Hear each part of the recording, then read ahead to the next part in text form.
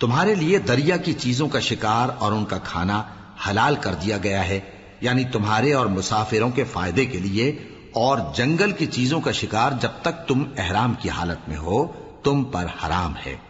اور اللہ سے جس کے پاس تم سب جمع کیے جاؤ گے ڈرتے رہو۔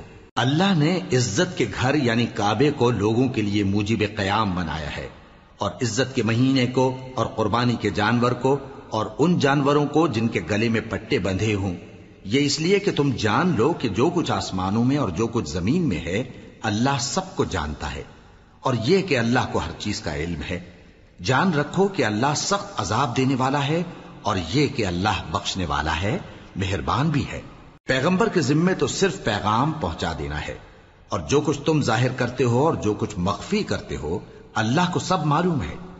کہہ دو کہ ناپاک چیزیں اور پاک چیزیں برابر نہیں ہوتی، گو ناپاک چیزوں کی کثرت تمہیں اچھی ہی لگے، تو عقل والو اللہ سے ڈرتے رہو تاکہ کامیاب ہو جاؤ۔ مومنو، ایسی چیزوں کے بارے میں مت سوال کرو کہ اگر ان کی حقیقتیں تم پر ظاہر کر دی جائیں تو تمہیں بری لگیں، اور اگر قرآن کے نازل ہونے کے ایام میں ایسی باتیں پوچھو گے تو تم پر ظاہر بھی کر دی جائیں گی۔ اب تو اللہ نے ایسی باتوں کے پوچھنے سے درگزر فرمایا ہے، اور اللہ بخشنے والا ہے، بردبار ہے۔ اس طرح کی باتیں تم سے پہلے لوگوں نے بھی پوچھی تھیں، مگر جب بتائی گئیں تو پھر وہ ان سے منکر ہو گئے۔ اللہ نے نہ تو کوئی بحیرہ مقرر کیا ہے اور نہ کوئی سائبہ اور نہ کوئی وسیلہ اور نہ کوئی حامی، لیکن کافر اللہ پر جھوٹ باندھتے ہیں اور یہ اکثر عقل سے کام نہیں لیتے۔ اور جب ان لوگوں سے کہا جاتا ہے کہ جو کتاب اللہ نے نازل فرمائی ہے اس کی طرف اور پیغمبر کی طرف رجوع کرو، تو کہتے ہیں کہ جس طریق پر ہم نے اپنے باپ دادا کو پایا ہے وہی ہمیں کافی ہے۔ بھلا اگر ان کے باپ دادا نہ تو کچھ جانتے ہوں اور نہ سیدھے رستے پر ہوں تب بھی؟ اے ایمان والو، اپنے آپ کو سنبھالے رہو، جب تم ہدایت پر ہو تو کوئی گمراہ تمہارا کچھ بگاڑ نہیں سکتا۔ تم سب کو اللہ کی طرف لوٹ کر جانا ہے، اس وقت وہ تم کو تمہارے سب کاموں سے جو دنیا میں کیے تھے آگاہ کرے گا اور ان کا بدلہ دے گا۔ مومنو، جب تم میں سے کسی کی موت آ موجود ہو تو شہادت کا نصاب یہ ہے کہ وصیت کے وقت تم مسلمانوں میں سے 2 مرد عادل یعنی صاحب اعتبار گواہ ہوں، یا اگر مسلمان نہ ملیں اور تم سفر کر رہے ہو اور اس وقت تم پر موت کی مصیبت واقع ہو تو کسی دوسرے مذہب کے 2 شخصوں کو گواہ کر لو۔ اگر تم کو ان گواہوں کی نسبت کچھ شک ہو تو ان کو عصر کی نماز کے بعد کھڑا کرو، اور دونوں اللہ کی قسمیں کھائیں کہ ہم شہادت کا کچھ عوض نہیں لیں گے، گو ہمارا رشتہ دار ہی ہو، اور نہ ہم اللہ کی شہادت کو چھپائیں گے۔ اگر ایسا کریں گے تو گناہ گار ہوں گے۔ پھر اگر معلوم ہو جائے کہ ان دونوں نے جھوٹ بول کر گناہ حاصل کیا تو جن لوگوں کا انہوں نے حق مارنا چاہا تھا ان میں سے ان کی جگہ اور 2 آدمی کھڑے ہوں جو میت سے قرابت قریبہ رکھتے ہوں، پھر وہ اللہ کی قسمیں کھائیں کہ ہماری شہادت ان کی شہادت سے زیادہ سچی ہے اور ہم نے کوئی زیادتی نہیں کی۔ ایسا کیا ہو تو ہم بے انصاف ہیں۔ اس طریق سے بہت قریب ہے کہ یہ لوگ صحیح شہادت دیں، یا اس بات سے خوف کریں کہ ہماری قسمیں بھی ان کی قسموں کے بعد رد کر دی جائیں گی۔ اور اللہ سے ڈرو اور اس کے احکام کو توجہ سے سنو، اور اللہ نافرمان لوگوں کو ہدایت نہیں دیتا۔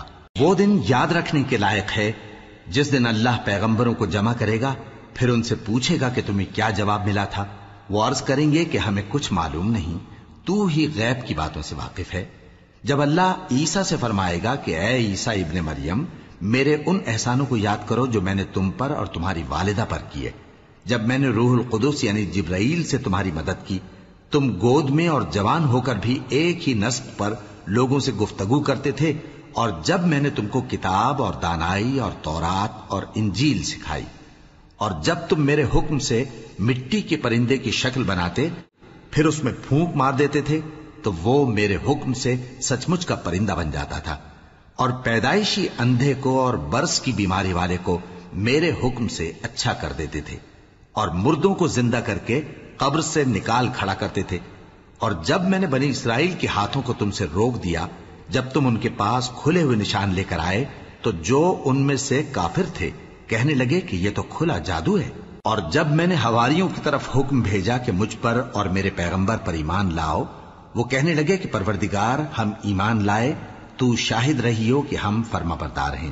وہ قصہ بھی یاد کرو جب حواریوں نے کہا کہ اے عیسیٰ ابن مریم، کیا آپ کا پروردگار ایسا کر سکتا ہے کہ ہم پر آسمان سے کھانے کا خوان نازل کرے؟ فرمایا اگر ایمان رکھتے ہو تو اللہ سے ڈرو۔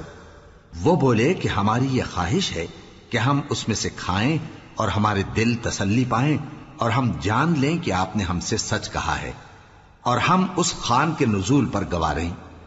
تب عیسیٰ ابن مریم نے دعا کی کہ اے ہمارے پروردگار، ہم پر آسمان سے خوان نازل فرما کہ ہمارے لیے وہ دن عید قرار پائے، یعنی ہمارے اگلوں اور پچھلوں سب کے لیے، اور وہ تیری طرف سے نشانی ہو، اور ہمیں رزق دے اور تو بہترین رزق دینے والا ہے۔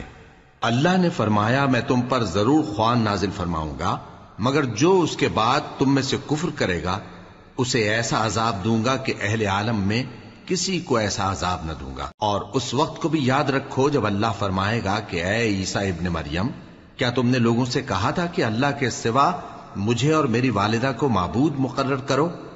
وہ کہیں گے کہ تو پاک ہے، مجھے کب شایع تھا کہ میں ایسی بات کہتا جس کا مجھے کچھ حق نہیں۔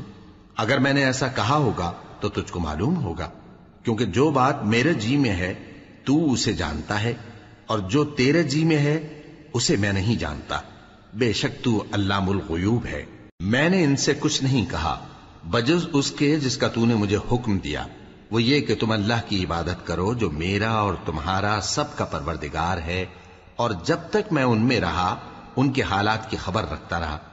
پھر جب تو نے مجھے دنیا سے اٹھا لیا تو تو ہی ان کا نگراں تھا، اور تو ہر چیز سے خبردار ہے۔ اگر تو ان کو عذاب دے تو یہ تیرے بندے ہیں، اور اگر انہیں بخش دے تو تیری مہربانی، اس لیے کہ تو ہی غالب ہے، حکمت والا ہے۔